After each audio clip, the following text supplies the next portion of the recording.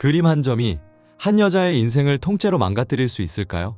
믿기 어렵지만 실제로 있었던 일입니다. 140년 전 파리에서요.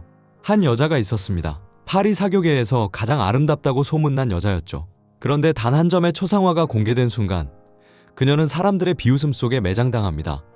대체 이 그림에 무엇이 있었길래 마담 X 가장 우아한 그림 뒤에 숨은 가장 잔인한 이야기예요. 주인공의 이름은 비르지니 고트로. 원래는 미국, 그것도 뉴올리언스의 평범한 소녀였습니다. 어린 시절 가족과 함께 파리로 건너온 그녀는 자라면서 눈부신 미인이 됩니다.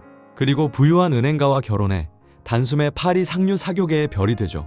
그녀는 자기 미모를 가꾸는데 누구보다 진심이었어요. 특히 피부를 창백하게 보이려고 라벤더빛 분을 온몸에 발랐습니다. 그 독특한 빛깔 때문에 파티에 들어서면 모두의 시선이 그녀에게 쏠렸죠. 사람들은 그녀를 프로페셔널 뷰티, 즉 미모 그 자체가 직업인 여자라고 불렀습니다. 물론 부러움만 있었던 건 아니에요. 그녀를 향한 질투와 불륜이라는 소문도 늘 따라다녔죠.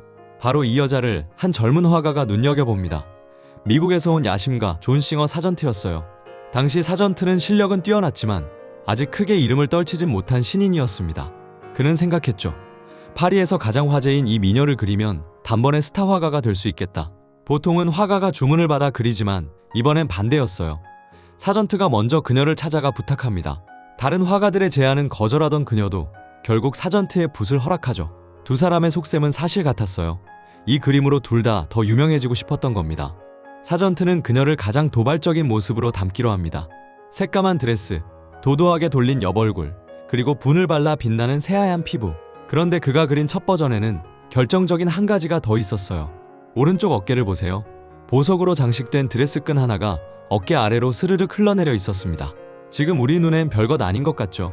하지만 140년 전 사람들에겐 숨이 막히는 장면이었어요. 끈 하나가 흘러내렸다는 건 곧 옷이 벗겨질 것 같다는 암시. 그건 너무나 노골적인 유혹이었거든요. 드디어 1884년 파리 살롱, 1년 중 가장 큰 미술 전시회에 이 그림이 걸립니다. 사전트는 기대에 부풀어 있었어요. 이 그림이 자신을 스타로 만들어줄 거라고. 그런데 결과는 정반대였습니다. 그림 앞은 하루 종일 사람들로 미어터졌어요. 단, 감탄이 아니라 비웃음을 쏟아내려고요.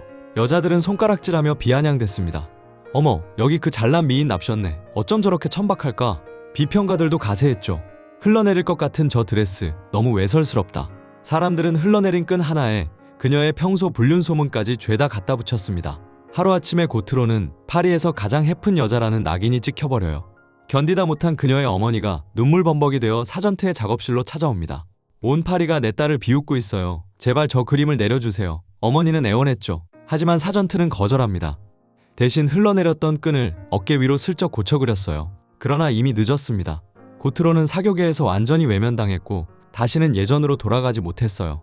이상하죠? 그림을 그린 건 남자 화가인데 손가락질과 매장은 오롯이 여자 모델의 몫이었습니다. 사전트조차 비난을 견디다 못해 파리를 떠나 런던으로 도망치듯 이주하죠. 그런데 반전이 있습니다.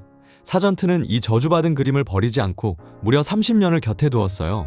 그리고 노년에 이렇게 말합니다. 이건 내가 그린 것 중 최고의 작품이다. 결국 그는 이 그림을 뉴욕의 메트로폴리탄 미술관에 팝니다. 단 한 가지 조건을 걸었어요. 이미 세상을 떠난 그녀를 위해 이름을 지워달라고.